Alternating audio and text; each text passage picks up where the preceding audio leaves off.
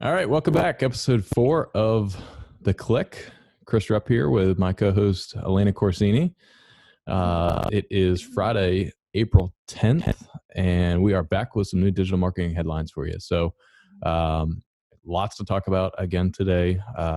And fortunately, the last week or so, it feels like things have relatively quieted down just a little bit, or, the waves are a little smaller than they have been the last several weeks. So it's kind of been a welcomed relief per se to just, I don't know, kind of refocus our energies and, allow just kind of the constant breaking news of just intense things coming out. So with that said, we've still got a lot of great things to talk about. Hopefully a little bit more helpful and actionable today. We're going to go into a little bit of a crisis recovery and growth framework towards the end of this, and talk a little bit about social media marketing, different aspects of that, specifically with social listening. So take it away, Alaina, with our first headline.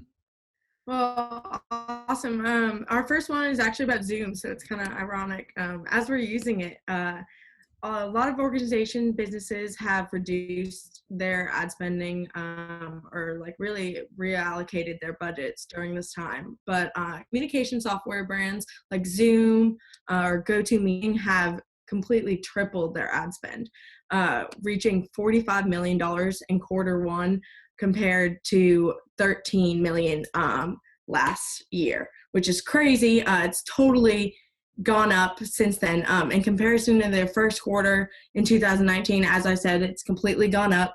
Companies have more enforced remote work. Video conferences can be taken in place of meetings, and messaging channels are faster, more focused on collaboration than email. And I've seen this is my first time ever using Zoom, was with our company. And just from that, I mean, people are using it outside of remote working as well. They're using it virtually to talk with their friends, their family, and continue to just use this as like virtual gathering settings. So I think it's really cool, and it's really interesting to see and know that advertising is working, especially now. So they've seen huge growth in their advertising and conversions from those rates. Yeah. So it's really cool. It's really awesome that you're saying in the advertising have gone up dramatically as well. Yeah. Their stock prices are really cool. Are all going up too. So that's been fun to watch. It's kind of cool too on the personal side of it too. I've seen people using Zoom and other platforms to do family, like personal things, getting their family together. Or I've seen like some virtual bachelorettes a couple times, and even some companies hosting happy hours through it. Mm-hmm. Definitely. And I was saying yesterday, I was like, I feel like I've talked to more people, like more of my family members now while practicing social distancing than I ever have before. And I've like got to see them on Zoom. We've done like family calls. So it's really awesome. And I just think it's a really great component, really great headline to show that these brands are thriving and they're using paid advertising because it works. Yep, agreed. And one more thing to add on that, though, I know that there's been some negative news out there, especially with Zoom and some data sharing and whatnot, which I think they've cleaned up quite a bit. But there's still a lot of people that are hesitant to bring back anything like this virtual, screen sharing and video calls and whatnot, because they're scared of the data sharing and what's going on, personal information and privacy and whatnot. But I don't think there's any way to get around that. It's the new norm. I think you just have to be smart about how you use it. I think you have to be smart about what you share, what you say. It's not like you and I doing this right now are going to reveal anything that would jeopardize, our company or us personally or anything like that, of like personal information that would allow somebody to, hack us or whatever it may be. But I just think it's a new norm, and there's going to be fault. Yeah. People are going to find a way to hack into things. It's just, I don't know. Unfortunately, that's life. People are going to find a way to take advantage of situations at all times. But I think all these platforms are just an incredible tool for all of us. They've been greatly beneficial to us, and many others. Yeah, absolutely. I agree. And the CEO, actually, I was reading an article recently, told the Wall Street Journal that they raised up the security front for Zoom. And this was back when few incidents happened. So they're being transparent about it. They know that these situations are occurring. They know that it's an issue. And I know that that's a predominant thing, especially for distance learning right now. And anything on Zoom. So they're actively working towards it and with their better security. So it's good to have in place. It's good to know that they are transparent about it as well, and know that these security issues are in place. That's right. Awesome. And then, so going into our next headline, Google postponed their Google Partner program changes that were originally slated for June. So I actually originally got this email just in my work email saying that these changes were being made. So they announced that these changes to the requirements for agencies to qualify for the program, badging and certification. And those new requirements, like I said, were set to take effect in June. And now, amid the coronavirus pandemic and shelter-in-place orders, they're postponing this until 2021. Yeah, So, and they haven't deal. even set a date yet, which I thought was really cool. Yeah, yep. In a long time. I mean, it's a year away. So it is, and it was a big initiative. They were coming out. I dug into some of the details on that, and they were actually doubling their spend threshold. So the 90-day spend requirement was going from 10,000 to 20,000. So that's a huge deal to a lot of the smaller shops out there in terms of being able to keep up with their partnership as a whole. I mean, that's a pretty big increase if, they were just hovering kind of around that 10 to 12,000 mark and just getting by. I mean, that's a lot. They've got to figure out a way to double it. So it's pretty cool of them to delay that. I think, like you said, with everything going on, it's I don't want to say it's unfair, but it's incredibly unfortunate timing. And I know on our side, when I dug into it, it looked like we just had a couple new certifications that we had to grab and we'd be good to go. But there were several changes in there. And because I was looking into it. So like I said, very minimal tactics that we have to change or do anything for, just like you said, a few certifications. But just on a bigger aspect, any smaller agency than something like that, going from 10 to 20, that's huge. And then having 50% of eligible users certified, so that's not as big, but when people and businesses are cutting down their work hours, their employee hours, that is kind of a big deal because they need to be focusing that time on clients and stuff like that. But like I said, they're postponing that till 2021, which I think is a great move by Google, just in goodwill, and then as a practical matter as well. Yep, I agree.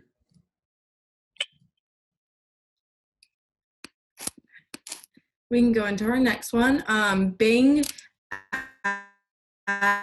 adds CDC coronavirus. So it's a chat box. So whenever you search COVID-19 or coronavirus, users can interact with the self-checker to assess their symptoms right from the search results.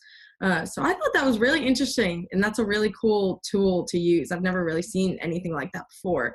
And Bing has used these like chat box, like instant messaging before, but they've never used it so prominently, and it's never showed up as much as it is now. So people are really using it. They're using this as a resource, and especially right now when a lot of people can't get tested. I really think that this is what they'll turn to. Similar situations, we've seen people already looking in the digital space, but especially using something like this, I think it's a really valuable tool. Yeah, it actually gives you a recommendation. So the self-checker asks users for consent and location, demographic, symptom information. And then based on all that, it's a bot. It produces a recommendation such as, stay at home and monitor your symptoms, call your provider if you get worse, or call 911. You may be having a medical emergency. So, it's hopefully will cut down on even some of demand on healthcare in general right now for anybody that just says, hey, I may have something, where do I first turn to just get a little bit of information of like, are these symptoms something more serious that I should be worried about? So pretty cool that they're doing that. I'd be curious if Google follows suit with that. Yeah.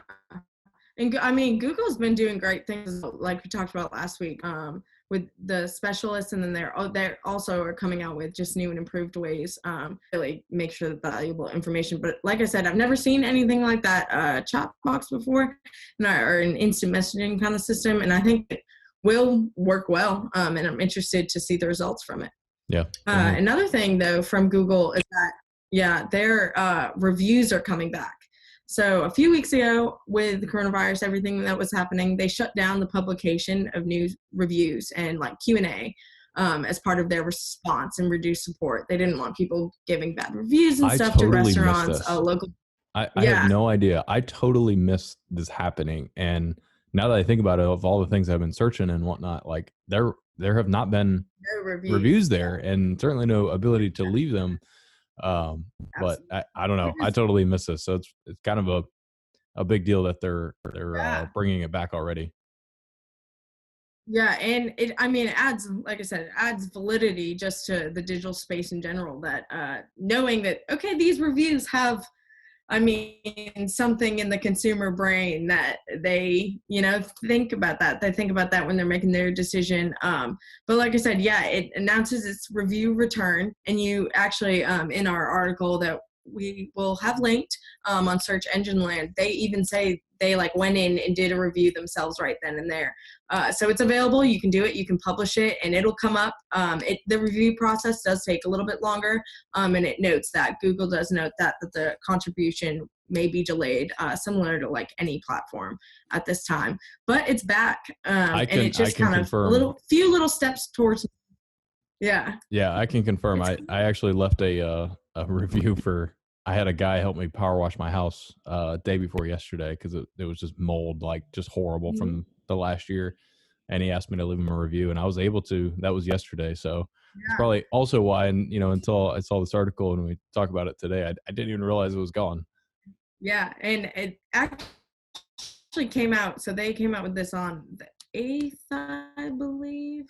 Let me double check. Oh no, it wasn't the 9th. So yesterday. So you wouldn't have even noticed. You just went back into the review yesterday. So, but yeah, it's really cool. Really adds, like I said, validity to just that digital space in general. But really awesome. And like I said, just a little bit back towards normalcy. So it means that we are like moving in the right direction. Just allowing these reviews to be placed by users. Yep.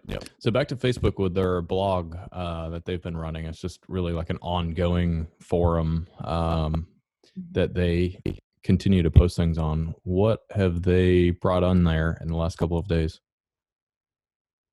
So we'll recap from the 6th. So on the 6th, they unleashed new tools to help us track and combat COVID-19. April 7th, they were helping people get reliable information in groups and local alerts. So this is just in like local groups that you can be in on Facebook, that the admins are able to do a local alert that like goes to these users concerning coronavirus, which is kind of interesting. It was never available before. Also on April 9th, so they were doing a lot of stuff yesterday, came tips and resources, a mental health live series, which is really important right now because the suicide rate actually goes up when people are in self-isolation. So I think taking these steps, and I think we talked about it the other day, the social responsibility that Facebook's taking is huge, and they've continued to do this, and I think that's great. So on the mental health live series, supporting crisis helplines, and I thought this was my favorite. They came out with tools to manage your time. The Facebook recently in the past years kind of saw a decline in users. They didn't see it with Instagram, with TikTok, stuff like that. People weren't using Facebook as much. And they've, within the past few months, have seen a huge dramatic increase in users. So this recently came out. They've used it before, but never really promoted it. But they added a quiet mode, which mutes most push buttons, and if you try to open Facebook while in quiet mode, you'll be reminded that you set this app aside to limit your time in the app. So they have so many people, and I also ran out the girl. another article on that saying that like they really can't control all the users. There's just this huge surge that they're not used to. So the fact that they're putting out a quiet mode, I thought was really interesting. Yeah, it's pretty cool. It's funny at the same time, it's like, all right, you can't force your, you know, self to, I know. step away from social media apps. And Facebook has to do it for you and remind you, hey, don't click on me. Give me a Yeah. break. Give me a break sometime. And it's, yeah, it's just crazy because usually they just are just driving more attention, but they are offering that, which I think is valuable. Everyone needs a little break from the digital space sometimes. Yep, for sure. Admiral brought out a really cool resource center. And we mentioned this on our last episode of, where can, just an overall like library of, all of these different things and resources that business owners and marketers and everybody are looking for. So shout out to Admiral for putting that together a couple days ago. They've got everything in there from financial resources, non-government financial resources, business tools and trials, health and wellness. They've got over 30 different resources that they've combined here, and that's just on their Admiral blog on their website. Yeah, literally just look up COVID-19 resources. And I think it's a great list, and it's a very diverse list if you go through it too. It's a combination of government, non-government entities, and then as well, like you said, resources and tips. So it's really good resource right now. Yep, gives a breakdown of everything, like a short explanation, and then links to all those available resources. Yeah. Cool. Well, I think that concludes our headlines so far for this week, unless you have anything else that I missed. So one of the things that we wanted to dive into this week on the Click was a framework that I came across called CRG, Crisis Recovery Growth Framework. So, and this is specifically geared towards marketers as a whole, but I mean, really any business can use this. So the three phases, I mean, the first phase, crisis; second, recovery; third, growth. And I think we can all agree that, the first phase, crisis, is we're through it. We're on the tail end of it. And that phase really consists of kind of what updating things like as simple as, your hours and your phone number and things that we talked about 2, 3, 4 weeks ago now. On your key channels, so your website, what you're doing within your SEO and your Google My Business and within your content. So maintain your website and increase your digital relevance. Adding COVID related content, FAQs, policies, banners to your website, ensuring that your local listings and maps are all updated, and really just starting to develop new content as a whole. And we've seen a handful of clients really just jump on this, right? And just, hey, yeah, I get it. I know I need to do that. And even people that we don't work with, they really just were on the ball. They knew what they had to do in those moments. And again, that was that crisis phase. It was just stop the bleeding, make sure that people know what has changed, how it has changed, how can they still access me, my business, my website, how can they still buy from me if my front doors are closed, everything along those lines. Absolutely. And I think I've seen just in businesses alone, those who have taken those initiatives in that crisis step and really ensuring everything is in place, and developing that new plan, they're already coming out ahead of their competitors. I've seen increased engagement alone within the past 3 weeks in paid advertising. So I think managing and making sure that plan is developed if you haven't had it already, and making sure that you're connecting, adjusting, and engaging to the crisis. That's right. I think anybody that follows this framework, something similar to it, is going to come out stronger on the back end. Absolutely. So recovery, step 2 or phase 2, is really that working in the new normal. And that's what we've all been trying to figure out the last couple of weeks, is what is that new normal. I think it's too early to completely define it, but we've all got a good idea of what it is and what it's going to be moving forward. So, within those key channels from a marketing aspect, still the website, your social content, and even your SEO and your paid work. So generating interest with unique offers is a great one. We did our digital agency, we did that ourselves and just trialed some different Yeah. things out with new campaigns, really trying to be that resourceful, that helpful voice that's there. And I think that's still the only way that marketers can approach this right now, is still just being from a helpful aspect. It's Absolutely. not opportunistic, trying to sell. It's just trying to position them as helpful. Hmm. Um, targeted, you have to relaunch all of your paid media. We've done that for, Yeah. I don't know, dozens and dozens of campaigns, Absolutely. and of course all of our own. You cannot continue to run the same ads that you were running before. You Yeah. seem completely out of touch. Uh, on the SEO side, prioritizing your schemas is a great one. I really dug into that the last week of different things that, all the different schemas that can be added to your web pages, and I think there's over 80 of them off the top of my head. So there's a big opportunity there. On the mobile side, everybody's on their phones right now. Optimizing mobile with AMP, and just making sure that your navigation is crystal clear with on your website for mobile. I think you it's critical right now. Everybody's looking for it, and any amount of frustration, patience is thin. It's always thin, but it's probably even thinner now. So you got to make sure that that experience is there. And then amplifying omni-channel efforts with email marketing. I think email is a great way to connect with people right now. We all know that because we've all been getting inundated with emails from different companies that we work with, do business with, or have purchased from in the past. And some are doing it better than others. Some are just kind of, pushing just content just to push content out. And I don't think it's as relevant as it could be. But, jumping back on that email marketing and keeping that line of communication open with your customer base is key. Absolutely. Absolutely. I could not agree more. And just in that growth stage too, I mean, like I said, I mentioned this last week as well. We've also seen campaigns get ready to come back. So being in this growth stage, being out there, sending emails is just going to leave you ahead of your competitors in the upcoming months.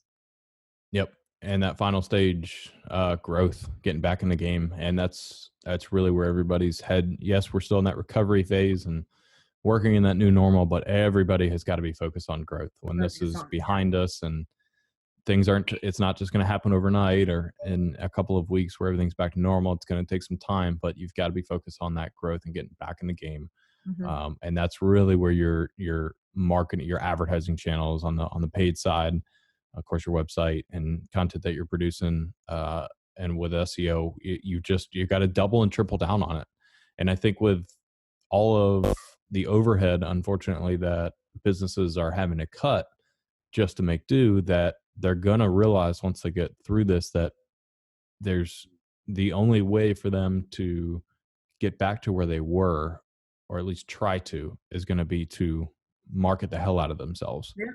right? And Absolutely. people that were just dabbling in it before with Yeah. digital, I think they're going to have that realization of, this is how I've got to go back at it. I've reduced my overhead. I don't have as many people, but the entrepreneurial spirit has not gone anywhere. They're going to figure it out. And I think with the way that everything is today, and what everybody has been seeing within digital, even novice digital marketers, I think they're going to realize that you've got to triple down on this, and it's the only way for growth moving forward. Absolutely. And if you can't focus, I mean, and if you can't focus on the budget, keep, as long as there's, I mean, some type of budget in there, focus on your messaging, focus on what, just like you just said, focus on what's coming out, what your customers want to see, reassure, be that helpful voice when they're looking for your product or maybe thinking about purchasing it in the future. What are their concerns about it now? Address those, be transparent. And I just think that's the only way we can recover from this, and we will recover from it. That's right. So a few details on that, on this final growth phase, in particular to the key channels and the paid side of this. Harvesting content marketing with exclusive offers. That's a big one. Change the offer. Don't continue with the same one. It doesn't necessarily need to be as helpful, in my opinion, of what it initially was during that recovery phase. But you need to be having some kind of an offer. I think it's going to take a while for everybody to get financially back on their feet. So any kind of offer, gives that feeling that somebody is getting some kind of a deal. You're helping them out with it. Yeah. And as far as paid budgets go, like you just mentioned, you've got to be aggressive with this. People are Mm-hmm. going to be getting back, and the ones that do it sooner are going to see the most benefit from that, because the amount of competition isn't there quite yet. But it's going to be, and it's going to be there. And that's what I cannot stress enough, is just stay in the game. Stay in the game, even if it's minimal now, because at the end, when everyone's back in the game, when Amazon's back in the game, they're going to have these huge budgets. And if you're there, if you're a component, your campaign's going to be way more successful. For sure. Make sure we leverage prospecting and lookalike modeling. I'm sure most all on the paid campaign strategies are doing that already, but that's a big one to make sure that you're definitely have that within your strategy, and just using an omni-channel approach to it. You want to make sure that we're covering all channels and that we possibly can on the paid side, and being in front of consumers where they're shopping, and they may be shopping a little bit different too. So doing that keyword research and just understanding different search trends and what is relevant in the moment to make sure that your campaigns are up to date. Mm-hmm. Absolutely. So that's it as a whole. That is our crisis recovery growth framework, CRG. We'll post a link to this and a cool graphic that kind of explains it all here shortly after we wrap up the podcast. So the last thing for this week that we wanted to go through was really just breaking down a little bit on the social media marketing side, and focusing on the different activities that you can do to reach your goals. So there's really 4 different aspects of it. And I know, within social media marketing as a whole, there can be a lot of frustration because there's so much, there's so many different things that you can do, and there's so much interaction. How do you keep up with it? So we'll kind of do this in like a 4-part series, and this will be part 1 this week. So the 4 different parts: social listening, social influencing, social networking, and social selling. So this week we're going to start with social listening, which is really just monitoring and responding to customer service and reputation management issues on the social web. I'm sure we can all think of somebody that does this fairly well. Chipotle comes to mind. I feel like I see them used as an example fairly often of, if somebody just tweets and says, hey, I didn't get as much rice in my to-go order than I normally would, than standing in line, and they tweet back and say, well, that sucks. How can we make this right for you? Social listening is really just that process of collecting data from all of your social platforms and different forums, and making sure that you're listening and you're understanding what is happening so that you can respond in a very tactful way. Yeah, absolutely. And you can learn so much about your consumers and your customers that way. They will give you, that's the feedback you need. That's the feedback you want. And it's this huge social platform is available. It's definitely needs to be used, and smaller businesses have the capability to really focus in on that when comments and messages come through. Get those response times up, make sure you are responding to everyone, coming back with exactly what you said. How can we help? How can we fix this? Because other people see that when they look up these businesses later, and they'll see the business respond. And I think that's really important. That's something I've seen in my own, just me being on Facebook after work hours, just like scrolling through, seeing a business respond to someone's comment. I'm like, wow, that someone somewhere in their marketing department took the time to respond to my comment. It's crazy. And when you see people do that, when you see businesses do that, it really just honing in on this social listening. You need to do that. Your businesses need to do that, and it really will increase customer satisfaction overall. Yeah, I mean, if your business goal is to manage your brand reputation and increase retention of existing customers, or just overall increase of customer satisfaction, like you're talking about, you have to have a good process in place for social listening. And especially if you're anything that's in the, the service industry, or that would warrant, more conversation in general from your brand, you've got to be there. So there's some good tools out there that do it. Mention is probably the most popular one. If you're smaller, and really don't need everything that they have, or can't afford their platform, Salesforce Social Studio um, is another one that is really good. So setting those tools up can really they help you automate the process of listening for mentions of your brand. So people like even that work, employees and different products that you sell and services, anything that could just be taken as, hey, you might just want to see that something was put out there from somebody, and it gives you the ability to take action on it versus letting it spiral into God knows what. I mean, we've all seen just horrible social media stories of things taken off in a very, very negative way. So just as a whole, it's important to understand social listening. It's very, very different from the other three social media marketing activities. And it's just, I can't say enough of just listen, and react to what your customer base and your people that know and like and talk about your brand are saying, so that you can react better to it. Mhm. Absolutely. I could not agree more. And like I said, just monitoring, responding to these issues on the web. And if you are a smaller company, taking that opportunity, if someone comments on your post, like it, respond, then they will get that notification. It's just a brand awareness thing. Keep yourself active, ready in their mind. So when they're ready to buy in the upcoming months, they'll remember, oh, they responded back to me, or they answered my question that I posted on their original photo. So definitely great. And it's I think one of the most important of these four is social listening and listening to your consumers. Yep, definitely. Well, that's all we have for you this week for episode 4, guys. Thanks for tuning in to The Click. We appreciate all of our listeners. All of the links to this will be posted out there. You can check us out on all the major platforms, Spotify, YouTube. We're out there everywhere. So search for us, give us a share, and give us some feedback too. Let us know what you want to hear, what you want to talk about. And that's what we're here for. So we're just trying to put out as much relevant digital marketing news and information, tips and tricks, and strategies and whatnot to help everybody as a whole. So let us know what you want to hear, and we'll see you next week for episode 5.